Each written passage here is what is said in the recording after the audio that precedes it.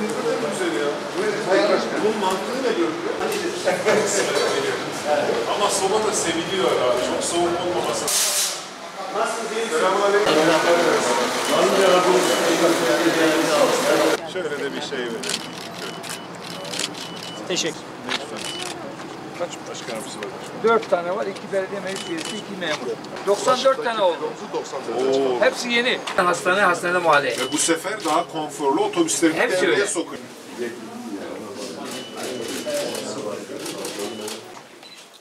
Teşekkür. Emin misin Nerdan? Ben biraz hat talebesi saydım da onun için. Sana. Evet, evet. Efendim buradayız. Sıkıntı yok. Buyurun arkadaşlar. Gerçekten dünya o pandemi sürecinde o süreci nasıl böyle sistemi çökertmeden götürürüz diye düşünürken başta sağlık yatırımları olmak üzere başka alanlarda da yatırımlar hiç durmadı. Çok devasa büyük yatırımlar Türkiye için hep devam etti. Hiç küçümsenecek yatırımlar değil. Mesela Kanal İstanbul projesi tam da böyle salgın sürecinin içerisinde hızlandırılan bir projeye dönüştü. Sayın Cumhurbaşkanımızın toplantılarda biz burada geç kaldık dediğini hatırlıyorum. Kanal İstanbul konusunda. Çünkü o Kanal İstanbul'u sadece oradan yeni bir güzergah oluşturuluyor gibi bu kadar basit bakmamamız gerekir. Kanal İstanbul projesi belki Türkiye'nin geleceğini çok müsbet anlamda etkileyecek en önemli adımlardan ve hamlelerden birisidir. Ben son zamanlarda zaman zaman televizyonlarda söylüyorum, Panama'yla mukayese etmeye çalışıyorum. Panama kanalına baktık bir ara Panama'ya gittiğimde ve Panama'nın bu gelirleri nereden diye sorduğumuzda bize Panama kanalını işaret ettiler. Halbuki Panama kanalındaki trafik bizim Boğazlar'daki trafiğin yarısı bile değil. Ama orası milli gelirden kişi başına düşen payın Türkiye oranla 2 katı şeklinde olduğu gerçeğini ortaya çıkartmış, bir katkıyı ortaya koymuş Panama kanalı. Bizim niye İstanbul kanalımız olmasın? Ağrı'ya gelirken ben Cumhuriyet Halk Partisi'ni konuşayım en fazla diye geldim.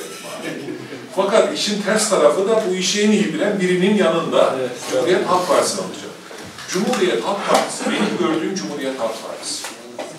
Benim yaşadığım dönemlerde, akıl bali olduğum dönemlerde gördüğüm Cumhuriyet Halk Partisi. Ve özellikle bugünkü Cumhuriyet Halk Partisi. Yani Atatürk'ün kurduğu Cumhuriyet Halk Partisi ile bugünkü Cumhuriyet Halk Partisi birbirinin kesinlikle aynı değil. Asla değil.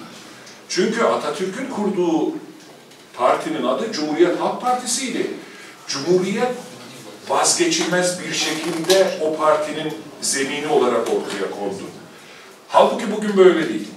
Bu Cumhuriyet Halk Partisi aslında o adı bile hak etmeyen, bugünkü şekliyle ama söylüyorum, o adı bile hak etmeyen Cumhuriyet Halk Partisi'nin beyin takımı, seçmenlerine bir şey diyemem elbette, Türkiye taş üstüne koysun istemiyor.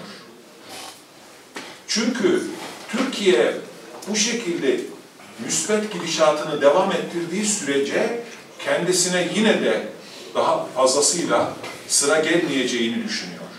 Çünkü Cumhuriyet Halk Partisi sandıktan ümidini çoktan kesmiştir. Bu ümidi kestiği için Cumhuriyet Halk Partisi her şey aksasın, Türkiye kaoslarla uğraşsın, krizlerle boğuşsun, kargaşalar ülkesi olsun, belki oradan bana bir şey çıkar anlayışıyla siyaset yapan bir partiye dönüşmüştür. Ben Cumhuriyet Halk Partisi'nin yaptığını artık siyaset demiyorum. Yalanın siyaseti yapılıyor.